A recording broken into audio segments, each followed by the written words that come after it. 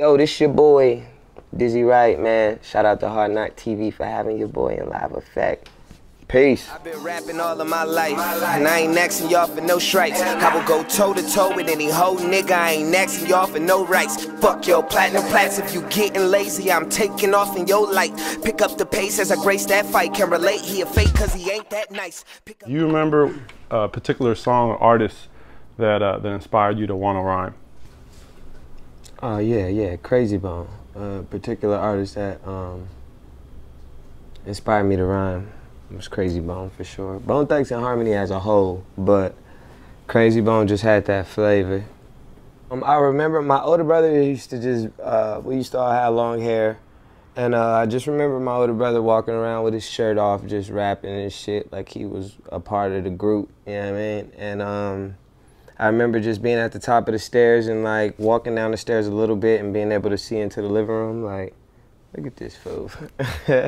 But that eventually became me as I started getting older, you know, just, that's what we grew up on, and that's kind of like, that was the soundtrack to the house, you know, Bone Thugs and Harmony. Do you remember the first rhyme you wrote? I started writing poetry before I started actually like writing my own raps, because my mom was actually writing for me in the very, very beginning. And I kind of started just writing poetry and shit, and just not as a rap, just kind of putting my thoughts down on paper, and then it converted it to music. At what point did she stop writing your rhymes? It was about 13. 12,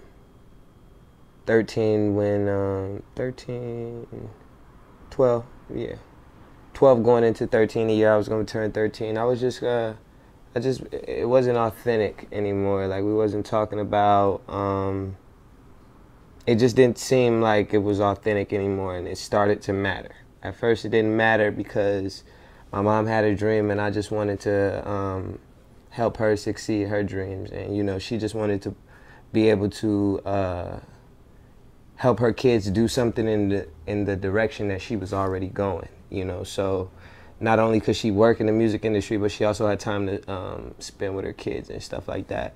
But it stopped becoming about that. It stopped becoming all about my mom, and I actually started having some emotion towards it, and that's when I kind of like made that change. Was she upset at all? Yeah, she was still trying to do little stuff, and like, it was just certain things just being under my mom's roof, you know. It was certain things she didn't want us to talk about, like things that were clearly in our vision, you know, like, but she didn't want us, we were too young to speak about it, or it just didn't fit with what the vision that she had for us. Like, my mom wanted us to be positive. Now, it obviously played its parts because, you know, I definitely push out positive energy in the world, you know, but I do it the way that, where it's natural, it's not forced. So when it was forced, you know, even the homies knew I wasn't keeping it real. Like, you know, they like, man, that ain't you. Like, you know what I mean? And I'm just like, I have to deal with these people every day in my neighborhood, you know, and I have to deal with how they look at me, you know what I'm saying? So if I want people to just, if they're gonna look at me and they're gonna judge me, at least they're gonna judge what's authentic, you know, and they're not gonna talk about something that's not real, you know. Somebody should have told him I was next. When nigga disrespect, I had to hold him by his neck. See, sometimes these niggas need to be put in check. See, sometimes these niggas can't comprehend respect. They say I'm out of line, but you niggas is not around. Why? How you scoring points when you standing out of bounds? In other words, how you getting money and you ain't keeping it real with no skills, playing the field like you not a clown. I remember reading that in 7th grade. You and your family lived in a homeless shelter for a while. What do you remember about that time in your life? Oh, I remember it all. It was just like, my mom is, she's just always been trying to get her foot in the door. And it's taught me that if you have, you could be talented, but if you don't set yourself in a direction, you know, you find yourself still struggling no matter what. So you could be good at a bunch of little things, but if you're not great at something, you're not really succeeding. So, like, we were doing over the top things for things that really didn't matter, that seem like they matter, and it ended up in it put us in like bad positions. So learning from my mom learning from her mistakes, it's just those times of just trying to figure out what's next. Like, I put all my time into this, do I just let it go? Or do I keep trying to figure out a way to make it work? I got 5 kids though, you know, like, but damn, I mean, I took my kids all the way from Michigan all the way out here to Vegas. So it just kind of like, it put us in a position, it just put me in a position to learn life fast, real like the struggle, just being right by my mom, catching on to that struggle real early. I remember when we interviewed A$AP Rocky, he kind of mentioned at the time when he was in a homeless shelter, it kind of gave him an appreciation and perspective for life that he still carries now. Oh yeah, definitely. I mean, because I don't really want for anything.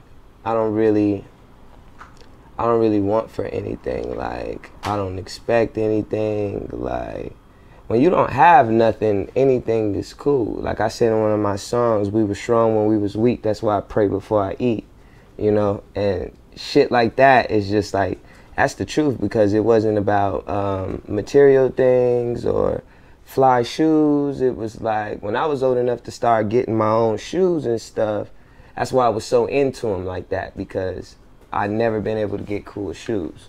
So to throw parties and make this little side money and be able to just not have no bills, just be able to, you know, buy the little things you like, you know, it gives you just a different kind of appreciation for things, for sure.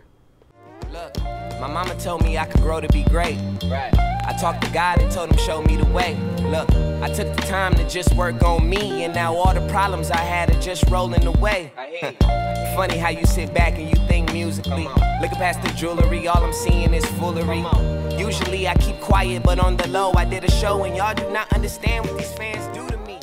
The First Agreement EP, I heard that was named after Don Miguel Ruiz's book, The 4 Agreements. And I've heard you actually reference the 4 Agreements in a few different rhymes. Yeah. What can you tell me about what that book is about and what it's meant to you? The 4 agreements, the first agreement is being impeccable. The second agreement is not taking anything personal. The third agreement is, what is the third agreement? I can't think of it off the top of my head. But the fourth agreement is always doing your best. What is the third agreement? Anyways, it's basically just like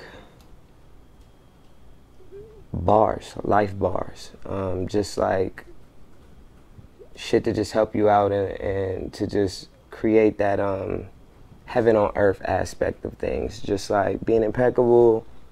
Like my first project, it's called The First Agreement. Just being impeccable with my word, only saying what I want people to believe, you know, and you know, just that kind of stuff. Just being honest and authentic. And but the book is just really dope. It was just a really motivating book.